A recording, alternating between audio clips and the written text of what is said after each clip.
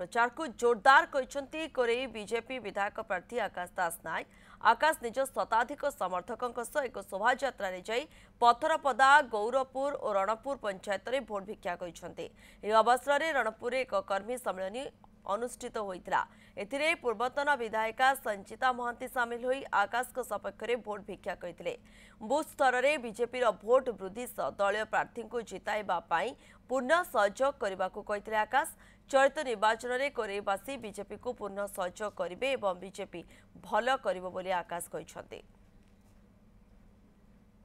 कोरेई निर्वाचन मंडलीर पथरपदा गौरपुर और रणपुर पंचायत रे एक माराथन निर्वाचन प्रचार आम चलैछु एवं ये तीनोटी पंचायत रे हजार हजार संख्यार कर्मी मैंने आम सहित जोग देइछन्ति। विभिन्न दलर कर्मी मैंने जोग देइछन्ति एवं जो भाव में लोक मान उत्साह देखा भल पाइबा देखा निश्चित भाव में आगामी दिन में आम एक विराट भोट व्यवधान रे कोरेई निर्वाचन मंडल में जीतु बोली आम आशा और विश्वास। निश्चित भाव में कोरेईवासी आगामी दिन में एक विकसित कोरेई गठन करने एक स्वाभिमानी कोरेई गठन करने निश्चित भाव में पद्म चिन्ह भोट दे जययुक्त करेंगे आशा और विश्वास।